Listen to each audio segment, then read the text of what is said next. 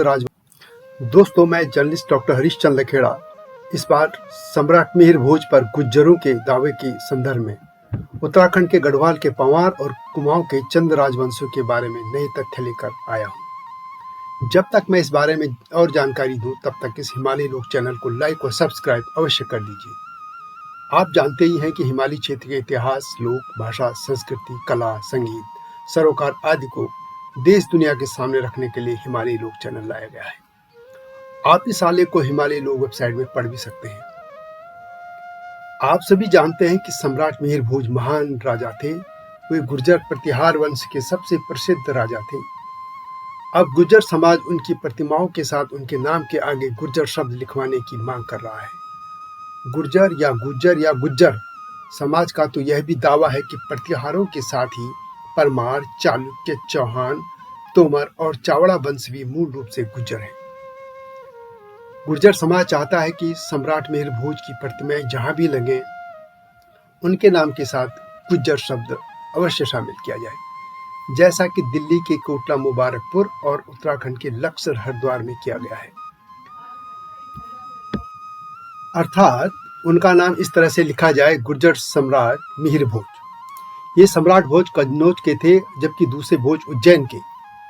वैसे गुर्जर समाज की इस मांग के बाद आशंका है कि कहीं महाराणा प्रताप, शिवाजी महाराज, महारानी झांसी, लक्ष्मीबाई, महाराजा रणजीत सिंह जैसे महान राजाओं के नाम के आगे भी उनकी जाति संज्ञा नाम को शामिल करने की मांग उठने लगे। अब सम्राट मिहिर भोज प्रकरण पर आते हैं। इस मुद्दे पर गुर्जर समाज और राजपूत समाज में विवाद है। यह विवाद तब पैदा हुआ जब उत्तर प्रदेश और मध्य प्रदेश में कुछ स्थानों पर सम्राट मिहिर भोज की प्रतिमाओं के साथ उनके नाम आगे लिखा गुर्जर शब्द हटा दिया गया। गुर्जर समाज का आरोप है कि यह सब राजपूतों के दबाव में किया गया। इसके बाद गुर्जर समाज सम्राट मिहिर भोज और गुर्जर प्रतिहार राजाओं के इतिहास को लेकर मैदान में कूद पड़ा। वे राजपूतों को खुली बहस की चुनौती देने लगे। इस मामले में सबसे पहले सम्राट मिहिर भोज के बारे में जान लेते हैं। मिहिर भोज को प्रथम भोज भी कहा जाता है। वे गुर्जर प्रतिहार राजवंश के सम्राट थे। उनकी राजधानी कन्नौज थी। उनके शासनकाल को लेकर इतिहासकारों में अब भी अंतिम राय नहीं बन पाई है, पर माना जाता है कि उनका शासनकाल सन 836 से 885 ईस्वी तक रहा है। उन्होंने अरब आक्रमणकारों को मार भगाया था। मिहिर भोज का शासनकाल प्रतिहार साम्राज्य का स्वर्णकाल माना जाता है। उनका राज्य उत्तर पश्चिम में सतलुज, उत्तर में हिमालय की तराई, पूर्व में पाल साम्राज्य की पश्चिमी सीमा, दक्षिण पूर्व में बुंदेलखंड और वत्स की सीमा, दक्षिण पश्चिम में सौराष्ट्र तथा पश्चिम में राजस्थान के अधिकतर भाग तक फैला हुआ था। अखिल भारतीय वीर गुर्जर महासभा की ओर से आचार्य वीरेंद्र विक्रम कहते हैं कि गुर्जर प्रतिहार सम्राट मिहिर भोज रघुवंशी सम्राट थे और गुर्जर प्रतिहार वंश के सबसे प्रतापी राजा थे। उन्होंने 53 वर्षों तक अखंड भारत पर शासन किया। उनकी पहचान समाज में गुर्जर सम्राट के नाम से ही है। उनके समकालीन शासकों राष्ट्रकूट और पालों ने अपने अभिलेखों में उनको गुर्जर कहकर ही संबोधित किया है। दिल्ली के प्रेस क्लब ऑफ इंडिया में 18 अक्टूबर 2021 को एक प्रेस कॉन्फ्रेंस में आचार्य वीरेंद्र विक्रम ने कहा, गुर्जर भी क्षत्रिय हैं। उन्होंने दावा किया कि भारत के इतिहास में 21वीं सदी से पहले राजपूत नाम की किसी भी जाति का कोई उल्लेख नहीं है। क्षत्रिय कोई जाति नहीं है, यह एक वर्ण है। इसमें जाट, गुर्जर, राजपूत और अहीर यानी यादव, मराठा, ब्लोध, बघेल आदि सभी जातियां हैं। आचार्य वीरेंद्र विक्रम परमार, चालुक्य, तोमर और चौहान सभी को गुज्जर बताते हैं। आइए आचार्य वीरेंद्र विक्रम को सुनते हैं कि वे क्या कहते हैं। इनको अग्नि क्लैन भी कहा जाता है। अग्नि के वंश के नाम से भी इतिहास में ये प्रसिद्ध हैं। इन चारों का संबंध गुर्जर जाति के साथ था। अगर आप देखें उस समय का जो 6वीं शताब्दी से लेकर के और 13वीं शताब्दी तक का इतिहास है, इन वंशों का ये काल भारतीय इतिहास में गुर्जर काल है। अगर आप देखें, और फिर 13वीं शताब्दी के बाद इन्हीं परिवारों की शाखाओं के रूप में राजपूत काल आरंभ होता है। लेकिन प्रतिहार जब शासन करते थे, उस समय के जितने भी शिलालेख थे, समकालीन राइटर्स ने जितना भी उस समय पर साहित्य लिखा, विदेशी जितने भी उस समय पर यात्री भारत में आए, उन सब ने उनको गुर्जर ही लिखा है। अगर आप ध्यान से देखें, और उनका राज्य भी उनके प्रभाव और वर्चस्व के कारण गुर्जर भूमि, गुर्जर देश, गुर्जर मंडल, गुजरात का गुर्जर भुज, इन नामों से जाना जाता था। और ये नरेश जो है, इनकी उपाधि गुर्जराधिराज, गुर्जरेश्वर, श्री गुर्जर नरेश्वर, गुर्जर अधिपति, ऐसे ऐसे नामों से इनकी उपाधियां हुआ करती थी। तो ये सब अगर आप देखेंगे उस समय, आजकल सम्राट मिहिर भोज को लेकर के कुछ मुद्दा गर्म हुआ, तो मैं सम्राट मिहिर भोज की थोड़ी सी चर्चा आपसे करना चाहता हूं। सम्राट मिहिर भोज रघुवंशी सम्राट थे, मतलब रघु के कुल से आते थे। अगर आप देखेंगे उनकी ग्वालियर प्रशस्ति, तो उसमें उनको भगवान मनु, भगवान रघु और इक्ष्वाकु का वंशज कहा गया, और वहां बताया कि राम के छोटे भाई लक्ष्मण के वंशज है ये प्रतिहार। और वो 9वीं शताब्दी की लिखी हुई प्रशस्ति है, और उसके बालादित्य ने उस प्रशस्ति को लिखा। तो मैं आपसे निवेदन करूं कि उस प्रशस्ति में आचार्य वीरेंद्र विक्रम ने यह भी कहा कि 851 में भारत भ्रमण पर आए अरब यात्री सुलेमान ने मिहिर भोज को गुर्जर राजा और उनके देश को गुर्जर देश कहा था। 911 ईस्वी में बगदाद के इतिहासकार अल महमूदी ने भी गुर्जर प्रतिहार सम्राटों की जाति गुर्जर लिखी है। सम्राट मिहिर भोज के पौत्र सम्राट महिपाल को कन्नड़ कवि पंप ने गुर्जर राजा लिखा है। उन्होंने कहा कि प्रतिहारों को कदवाहा, राजौर, देवली, राधनपुर, करहाड़, सज्जन, नीलगुड़, बड़ौदा के शिलालेखों में गुर्जर जाति का लिखा गया है।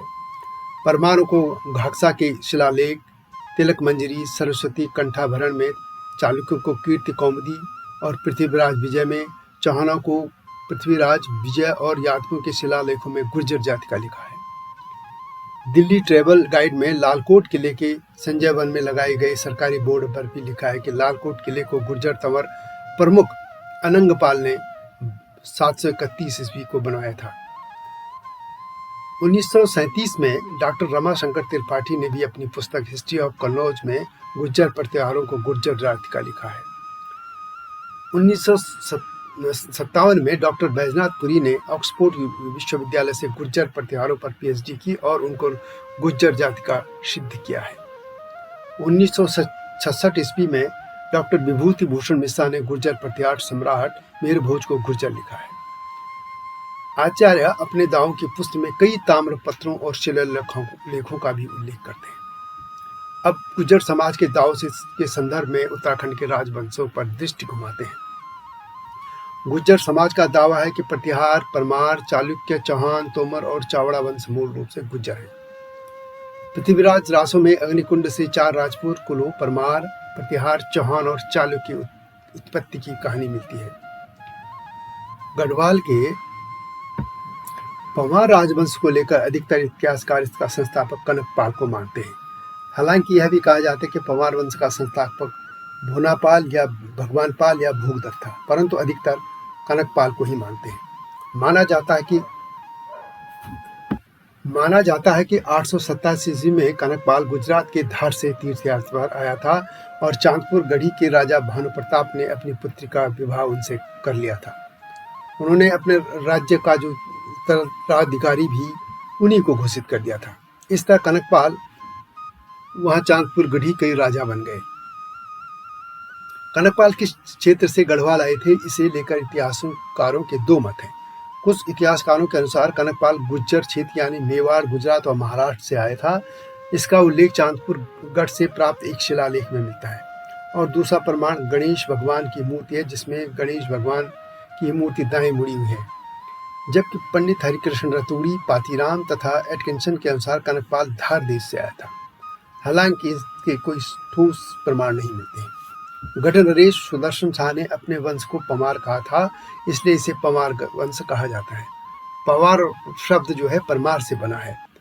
अब गुज्जर समाज के इस दावे को माने कि परमार भी गुज्जर थे और गुजरात शब्द भी गुज्जर से बना है, तो इसका अर्थ हो सकता है कि गढ़वाल का पवार वंश का जो संस्थापक कनपाल थे वे भी गुर्जर प्रतिहार वंश से हो सकते हैं, या इसकी संभावना है, क्योंकि वे गुर्जर क्षेत्र से ही गढ़वाल आए थे। अब कुमाऊं के चंद वंश पर आते हैं। माना जाता है कि चंद वंश का संस्थापक सोमचंद्र प्रयागराज के गंगा किनारे झूसी से कुमाऊं आया। तब काली कुमाऊं यानी चंपावत में कत्यूरी नरेश ब्रह्मदेव का शासन था। कत्यूरी नरेश ने अपनी पुत्री का विवाह सोमचंद से कर दिया था। कत्यूरी नरेश ने अपनी पुत्री का विवाह सोमचंद से कर दिया था। दहेज में ब्रह्मदेव ने 15 बीघा भूमि उनको दी। सोमचंद ने इस भूमि में राजबुंगा नामक किले का निर्माण किया, जो कि आज का चंपावत नगर है। कत्यूरी शासन के पतन के बाद सोमचंद ने चंद वंश की स्थापना की तथा अपनी राजधानी चंपावत नगर को बनाया। हालांकि हर्षदेव जोशी के अनुसार चंद वंश का संस्थापक थोरचंद था, परंतु अधिकतर इतिहासकार सोमचंद को ही संस्थापक मानते हैं। उनके कालखंड को भी अलग अलग तिथियां हैं। बद्रीदत्त पांडे 600 से 629 ईस्वी मानते हैं, जबकि डॉक्टर शिव प्रसाद डबराल 665 से 700 मानते हैं। एक मान्यता यह भी है कि ये जो सोमचंद थे वे 1025 के आसपास कुमाऊं आए थे। एक मान्यता यह भी है कि कन्नौज नरेश के भाई सोमचंद बद्रीनाथ की यात्रा पाए थे और ब्रह्मदेव ने उनके व्यक्तित्व से प्रभावित होकर अपनी कन्या का विवाह सोमचंद से कर दिया था और दहेज के रूप में उन्हें चंपावत की छोटी सी जागीर दी थी। इस तरह सोमचंद गढ़वाल में 1019 से 1020 ईस्वी के आसपास कुमाऊं आया था। इस तरह की कई जो है इस तरह की बातें सामने आती हैं। बहरहाल इतना तो तय है कि चंद वंश का संस्थापक सोमचंद कन्नौज या झूसी से आया था।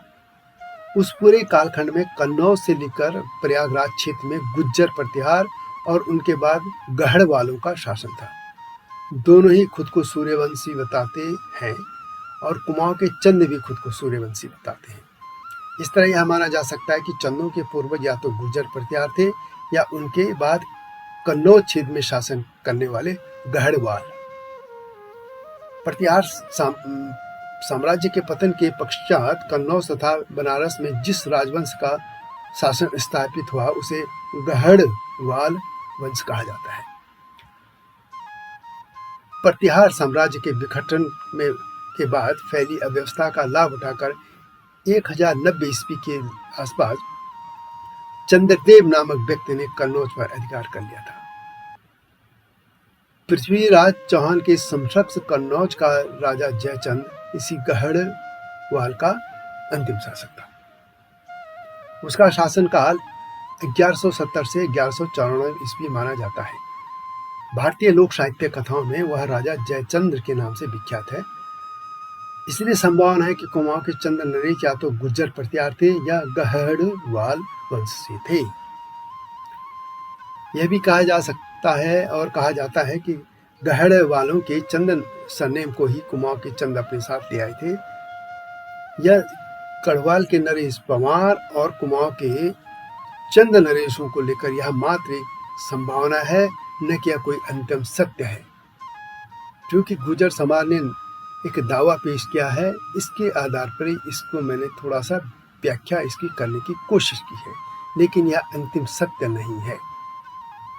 अब गुर्जर प्रतिहार राजवंश की उत्पत्ति को लेकर बताता हूँ। हिंदू वर्ण व्यवस्था में गुर्जर प्रतिहार और गढ़वाल क्षत्रिय हैं। इनकी उत्पत्ति के बारे में इतिहासकार एकमत नहीं है।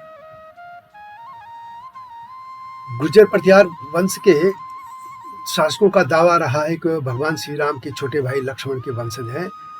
लक्ष्मण ने एक प्रतिहारी अर्थात द्वार रक्षक की तरह भगवान राम की सेवा की थी, जिससे इस वंश का नाम प्रतिहार पड़ा। जबकि कुछ इतिहासकार कहते हैं कि वे राष्ट्रकूटों के यहाँ सेना में रक्षक यानी प्रतिहार थे, जिससे यह शब्द निकला।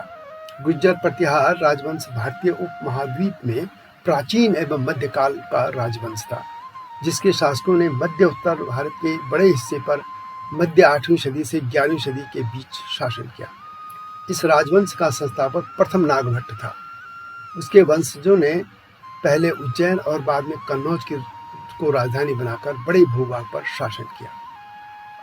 नागभट्ट से पहले गुर्जर प्रतिहारों ने मंडोर, मारवाड़ आदि क्षेत्रों में सामंतों के रूप में 6ठी से 9वीं सदी के बीच शासन किया, परंतु एक संगठित साम्राज्य के रूप में प्रतिहार वंश की स्थापना 8वीं शताब्दी में नागभट्ट ने की थी। गुर्जरों की शाखा से संबंधित होने के कारण इतिहास में इन्हें गुर्जर प्रतिहार कहा जाता है। पुलकेशिन द्वितीय के ऐहोल अभिलेख में गुर्जर जाति का सर्वप्रथम उल्लेख मिलता है। बाण भट्ट के हर्षचरित में भी गुर्जरों का उल्लेख है। चीनी जाति हुएनसांग ने भी गुर्जर देश का उल्लेख किया है। मिहिर भोज के ग्वालियर अभिलेख के अनुसार नागभट्ट ने अरबों को सिंध से आगे बढ़ने से रोक दिया था। हालांकि गुर्जर शब्द को लेकर इतिहासकारों में मतभेद है। कुछ इतिहासकारों का कहना है कि गुर्जर शब्द इनके नाम के साथ इसलिए जुड़ा है क्योंकि गुर्जर प्रतिहार वंश के लोग खजर नामक जाति की संतान थे और वे होनों के साथ भारत आए थे। खजर स्थान से आने के कारण उसे अपनी पहचान के तौर पर अपने नाम के साथ वे इसे इस्तेमाल करते रहे और खजर से बदलकर यह गुज्जर या गुर्जर हो गया। हालांकि गुर्जर समाज इस मत को सिरे से नकार देते हैं। अब क्षत्रिय और राजपूतों को लेकर जानकारी देता हूँ। हिंदू या जिसे कहते सनातन धर्म या जीवन पद्धति में स्वभावज गुणों से प्रेरित कर्मों के आधार पर मानव समाज को 4 वर्णों ब्राह्मण, क्षत्रिय, वैश्य और शूद्र में विभाजित किया गया है। प्राचीन भारतीय समाज 4 वर्णों ब्राह्मण, क्षत्रिय, वैश्य और शूद्र में बटा हुआ था। इन वर्णों के कार्य और जिम्मेदारियां निश्चित थी। इनमें से ब्राह्मण यज्ञ और पुरोहित का कार्य करते थे, वहीं क्षत्रिय समाज की सुरक्षा के लिए जाने जाते थे, वैश्यों को व्यापार और शूद्रों के लिए सेवा का कार्य निश्चित था। यह जाति व्यवस्था नहीं थी। कर्मों के आधार पर वर्ण बदले भी जा सकते थे। श्रीमद् भगवद गीता के 18वें अध्याय में अर्जुन के वर्ण विषयक शंका का समाधान करते हुए भगवान श्री कृष्ण ने साफ तौर पर कहा है कि क्षत्रिय कौन है। वे कहते हैं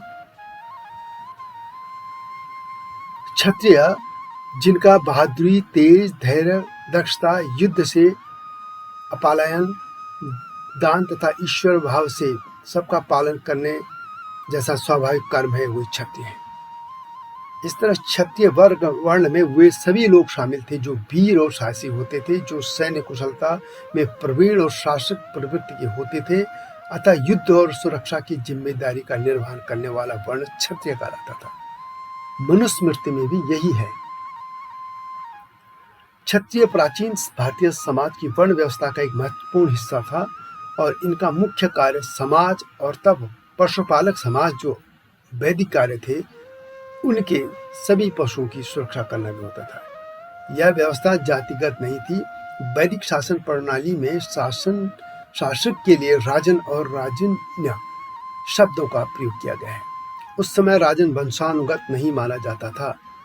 वैदिक काल के अंतिम अवस्था में राजन्य की जगह क्षत्रिय शब्द ने ले ली, जो किसी विशेष क्षेत्र या शक्ति या प्रभाव या नियंत्रण को इंगित करता था। संभवतः विशेष क्षेत्र पर प्रभुत्व रखने वाले क्षत्रिय कहलाए। यह एक मत है। प्राचीन साहित्यों से पता चलता है कि क्षत्रिय वर्ण आनुवंशिक नहीं था और यह किसी जाति विशेष से संबंधित नहीं था। जातकों, रामायण और महाभारत ग्रंथों में क्षत्रिय शब्द से सामंत वर्ग और युद्धरत अनेक जातियों का उल्लेख हुआ है। क्षत्रिय समस्त राजवर्ग और सैन्य वर्ग का प्रतिनिधित्व करता था। क्षत्रिय वर्ग का मुख्य कर्तव्य युद्ध काल में समाज की रक्षा के लिए युद्ध करना तथा शांति काल में सुशासन प्रदान करना होता था। अब राजपूत पर आते हैं। क्षत्रिय भारतीय समाज की वर्ण व्यवस्था का एक अंग है, जैसे कि मैंने पहले भी कहा, जबकि राजपूत एक जाति है। अब जो जातिगत जो व्यवस्था हो गई है भारतीय समाज में, उसका एक अंग है। राजपूत शब्द संस्कृत के राजपुत्र का ही विस्तृत रूप है।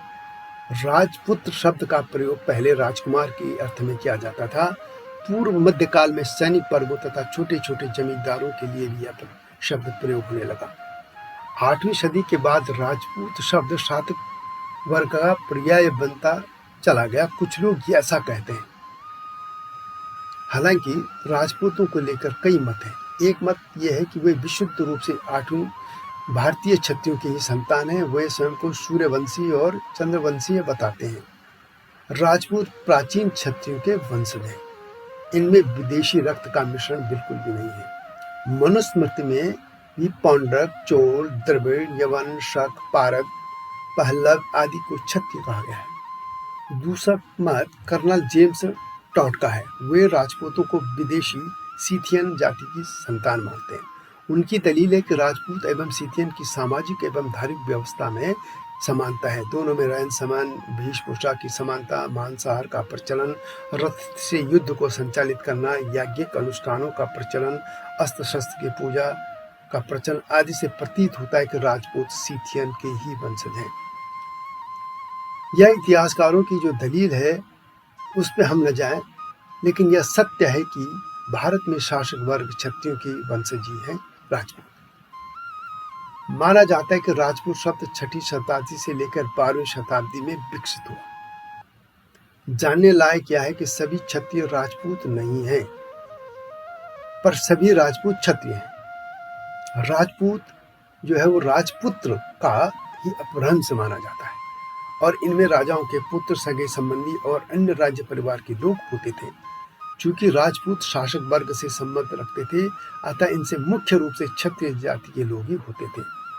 हालांकि शासक वर्ग की कई जातियां शासन और शक्तियों की बदौलत राजपूत जाति में शामिल होती चली गई। कौटिल्य यानी महान विद्वान आचार्य चाणक्य, महान कवि कालिदास और बाणभट्ट आदि की रचनाओं में भी क्षत्रियों के लिए राजपुत्र का प्रयोग हुआ है।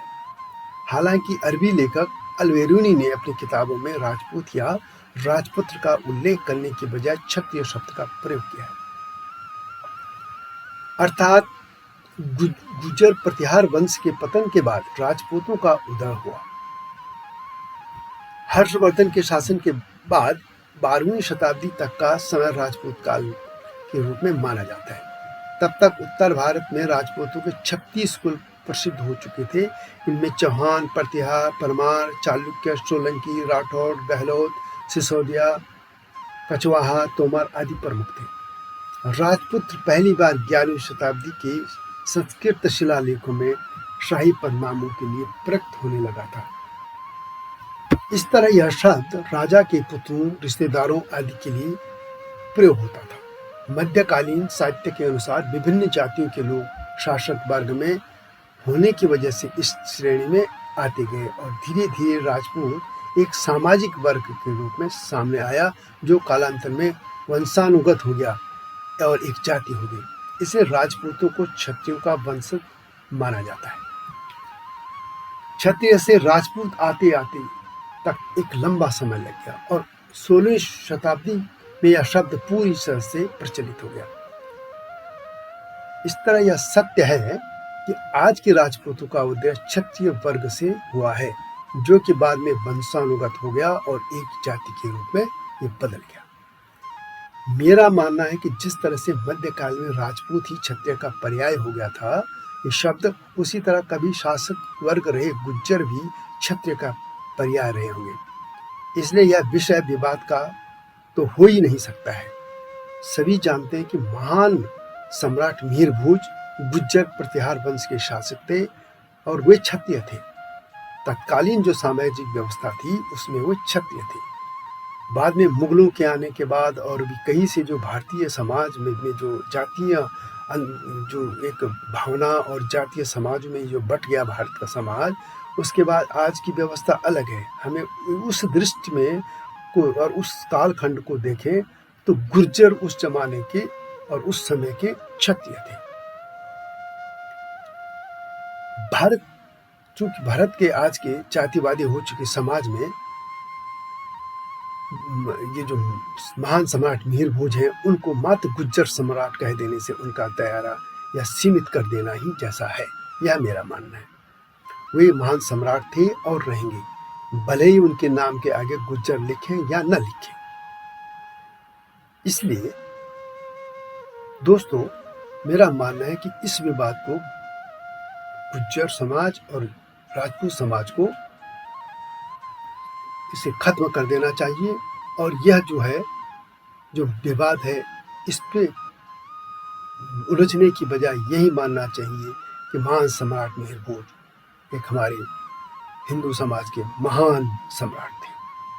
तो दोस्तों, यह था महान सम्राट मिहिर भोज से लेकर गुज्जर व राजपूत जातियों तथा क्षत्रिय वर्ण और उत्तराखंड के पंवार और चंद राजवंशों का कुछ इतिहास। इस इतिहास में एक बात यह भी जानने लायक है कि आज का यादव समाज, जिसे लोग क्षत्रिय नहीं मानते, लेकिन यदि आप महाभारत काल खंड को देखें तो उसमें भगवान श्री कृष्ण यदुवंशीय क्षत्रिय थे। इसका मतलब ये जो मध्य जातियां थी, चाहे उसमें राजपूत हैं, गुज्जर हैं, जाट हैं और भी जो तमाम लोग थे, वे सभी क्षत्रिय वर्ण में शामिल थे। आपको यह वीडियो कैसी लगी अवश्य लिखें और हिमालय लोक चैनल को लाइक और सब्सक्राइब करना न भूलें। इसके टाइटल सॉन्ग हम पहाड़ों वालों को भी सुन लेना मेरा ही लिखा है और इसी चैनल में है। अगली वीडियो का इंतजार कीजिए। तब तक जय हिमालय, जय भारत।